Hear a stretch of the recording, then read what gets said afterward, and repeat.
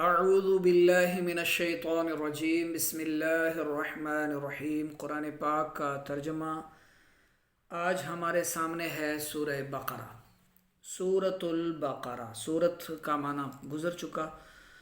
بقرہ گائے کو کہتے ہیں، مدنیہ سورت ہے، 40 رکوع ہیں، اس کے اندر 286 آیات ہیں اور قرآن پاک کی یہ سب سے بڑی سورت ہے۔ بسم اللہ الرحمن الرحیم کا ترجمہ پیچھے گزر چکا۔ اللہ کے نام سے شروع جو نہایت مہربان اور رحمت والا ہے۔ سورہ بقرہ کو شروع کرتے ہیں۔ الف لام میم، یہ ہیں حروف مقطعات، یعنی قرآن کریم میں کچھ ایسے الفاظ ہیں، کچھ ایسے کلمات ہیں جن کی مراد مفہوم وہ صرف اللہ ہی جانتا ہے اور کوئی بھی نہیں جانتا، یا اللہ نے اپنے حبیب صلی اللہ علیہ وآلہ وسلم کو ان کا علم دیا۔ ظاہر ہے ان پر نازل ہوا تو اس کا مطلب بھی انہیں ارشاد فرمایا۔ ان کے علاوہ ان کا کسی کو علم نہیں، نہ ان کا ترجمہ کیا جاتا ہے، نہ ان کی تشریح ہوتی ہے اور نہ انہیں کہیں بیان کیا جاتا ہے۔ الف لام میم، یہ جو اہل عرب ہیں انہوں نے جو اپنی عربی تفاسیر لکھی ہیں ان میں اگر آپ دیکھیں نا تو اس کے تحت کہتے ہیں نیچے کو، الف لام میم کے تحت یعنی نیچے انہوں نے لکھا ہے اللہ اعلم بمرادہ، یعنی اللہ اپنی مراد بہتر ہی جانتا ہے، یعنی اللہ ہی جانتا ہے اس سے کیا مراد ہے، یا اس کا نبی صلی اللہ علیہ وآلہ وسلم، اور کوئی نہیں جان سکتا۔ ذالکا، وہ، یہ ذالکا اس میں اشارہ ہے۔ اس میں اشارہ کیا ہوتا ہے؟ وہ الفاظ جن کے ذریعے کسی چیز کی طرف اشارہ کیا جاتا ہے، وہ چیز قریب ہو تو اس کے لیے ہاذا، یہ، ھذا الکتاب، یہ کتاب، ذالک الکتاب، وہ کتاب۔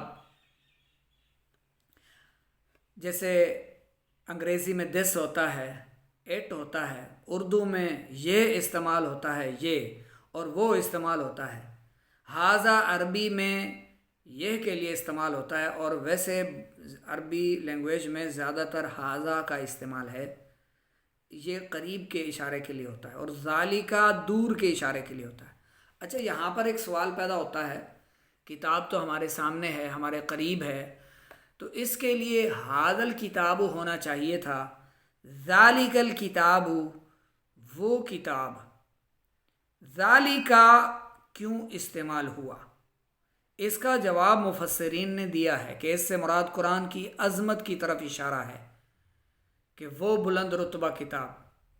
مثال کے طور پر جیسے آپ دو دوست، چار دوست، 5 افراد آپس میں بیٹھے ہوتے ہیں، کوئی بات چیت ہو رہی ہوتی ہے اور آپ کی گھڑی کی طرف کوئی دیکھتا ہے تو آپ پھر کہتے ہیں کہ یہ وہ گھڑی ہے جو سب سے بہترین ہے، اچھی چلتی ہے، اس میں پانی بھی نہیں جاتا۔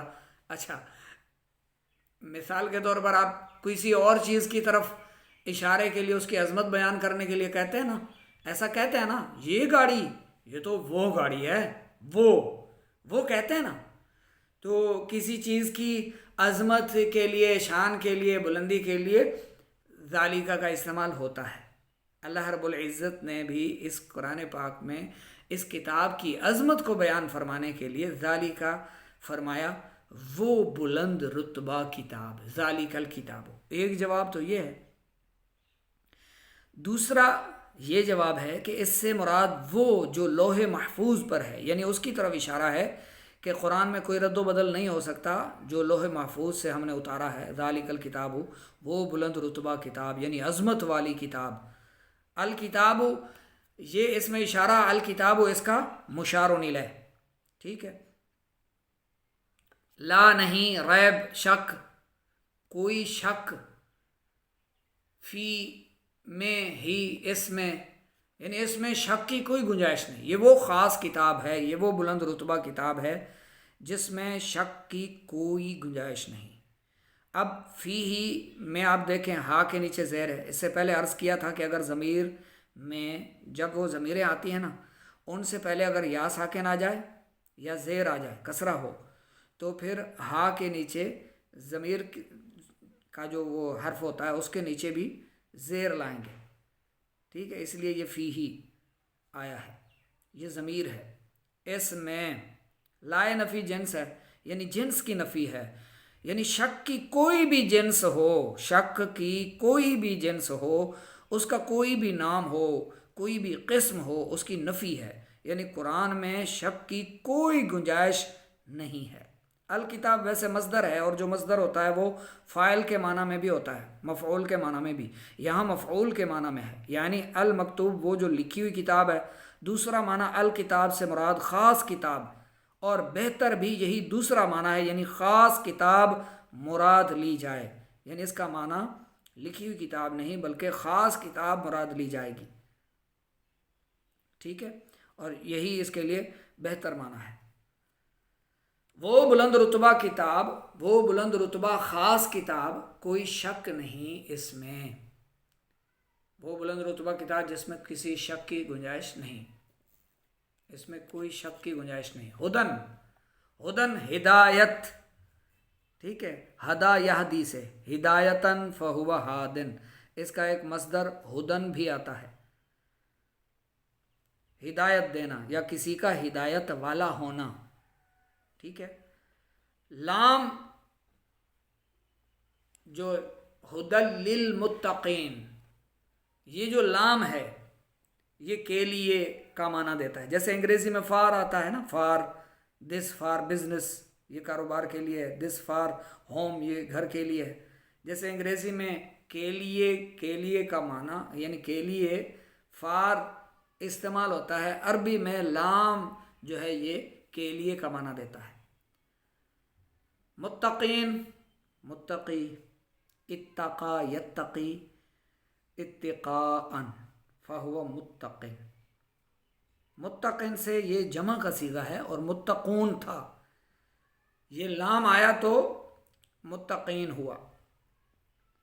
متقی کسے کہتا ہے؟ جو ڈرنے والا ہو، جو اللہ تبارک و تعالیٰ کی بارگاہ میں خوف رکھنے والا ہو، خشیت جسے کہتے ہیں نا کہ اس کو خشیت الہی نصیب ہے، یعنی اللہ کے عذاب سے ڈرتا ہے، اللہ کی پکڑ سے ڈرتا ہے، اللہ کے عدل سے ڈرتا ہے کہ اس نے اگر عدل کیا تو ہمارا کچھ بھی نہیں رہے گا، ظاہر ہے ہاں کرم ہے اللہ کا ہم سب پر، تو متقین ڈرنے والے۔ بعض نے کہا کہ متقین کا معنی ہے جو اللہ کے احکام کو بجا لائے، یعنی جن کاموں کو کرنے کا حکم دیا گیا وہ کرے، اور جن کاموں سے منع کیا گیا ان سے باز رہے، ان سے دور رہے، انہیں متقین کہتے ہیں۔ یعنی جن سے